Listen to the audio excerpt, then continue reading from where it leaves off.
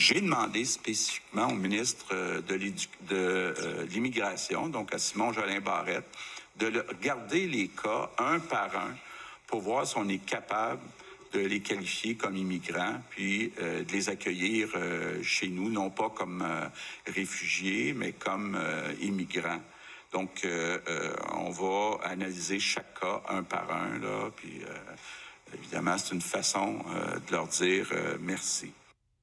Le premier ministre François Legault, lors de son point de presse d'hier, alors qu'il ouvrait finalement la porte à la régularisation du statut des demandeurs d'asile qui travaillent présentement en CHSLD. Catherine Fournier avait présenté une motion à cet effet à l'Assemblée nationale, elle qui est députée indépendante de Marie-Victorin. Tous les partis l'avaient appuyée, sauf la CAQ. On l'a joint pour en discuter. Madame Fournier, bonjour. Bonjour, M. Masbouillant. Alors, sachant que la CAQ avait refusé votre motion à l'Assemblée nationale, comment vous avez réagi à l'annonce d'hier? Bien, très agréablement surprise, d'autant que le premier ministre avait semblé fermer la porte, je pense au moins à 2 reprises par la suite en conférence de presse, justement, lorsqu'il était questionné sur la question. Donc, je pense que c'est le résultat de la grande mobilisation des derniers jours. Bien sûr, moi, j'ai déposé une motion à l'Assemblée nationale, mais il y a tout un tas d'organismes qui se sont mobilisés, des porte-paroles de différentes communautés, tout ça. Donc, je pense que c'est l'addition de ce travail-là qui a fait en sorte que hier, le gouvernement a finalement s'est ravisé et a choisi une voie, je crois, très sage. Cela dit, le premier ministre refuse de dire qu'il a changé d'idée. Il fait plutôt une distinction entre votre motion et son annonce d'hier. Rappelez-nous rapidement, là, qu'est-ce qu'il y avait exactement dans votre motion? En fait, ma motion, ça visait 2 choses. D'abord, à reconnaître le travail qui est effectué en ce moment par ces demandeurs d'asile qui agissent en tant que préposés aux bénéficiaires dans les CHSLD du Québec, parce qu'on sait qu'il y en a plusieurs centaines.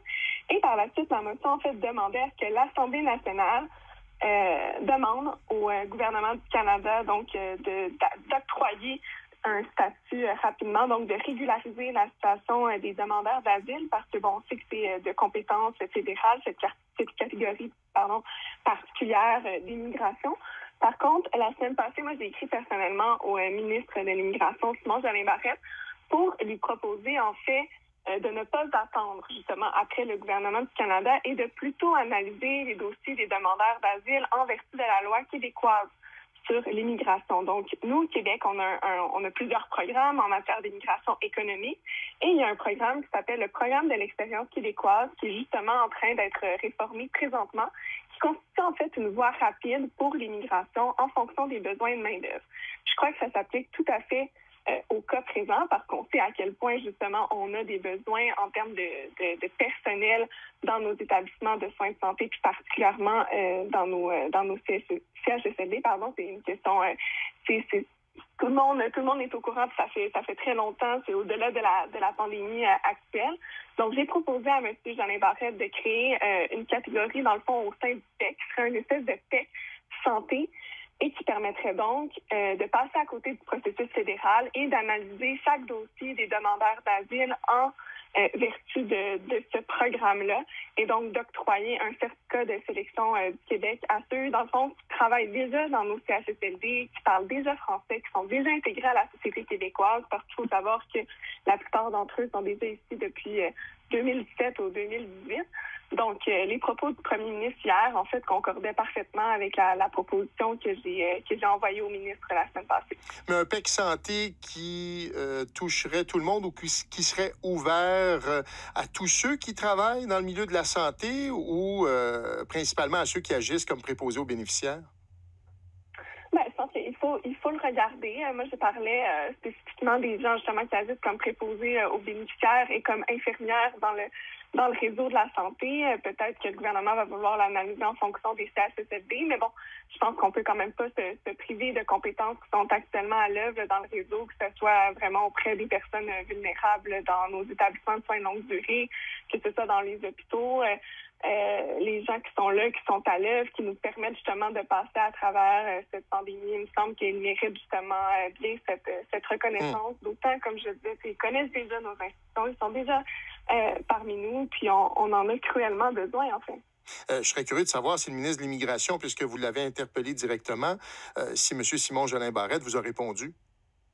Non, je n'ai pas eu de réponse de sa part. Mais vous savez, on reprend les travaux parlementaires ce matin à l'Assemblée nationale, donc j'aurai certainement l'occasion d'échanger avec lui à ce sujet-là.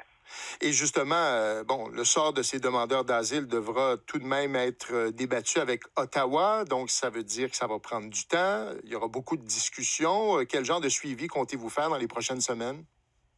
En fait, c'est vrai parce qu'il faut savoir que, plus que ces demandeurs d'asile ont déjà une demande, en fait, dans le système d'immigration, ils ne peuvent pas en avoir deux de façon concomitante. Donc, il faudrait qu'il y ait des discussions avec Ottawa pour, justement, pouvoir analyser leur dossier là, en vertu de la loi québécoise.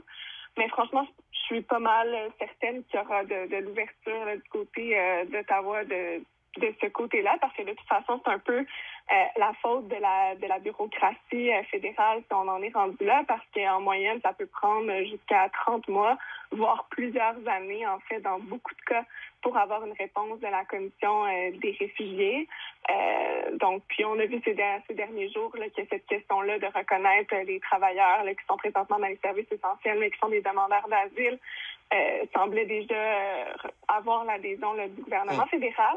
Puis en même temps, de l'autre côté, c'est parfaitement en ligne, en fait, avec le programme de la Coalition Avenir Québec, parce qu'on sait qu'ils souhaitent rapatrier l'ensemble des compétences en immigration au Québec.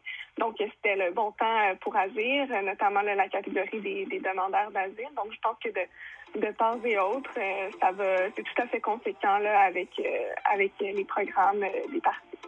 Catherine Fournier, députée de Marie-Victorin, qui nous parlait de la régularisation des demandeurs d'asile qui travaillent en CHSLD. Merci beaucoup et bonne journée. Merci beaucoup à vous.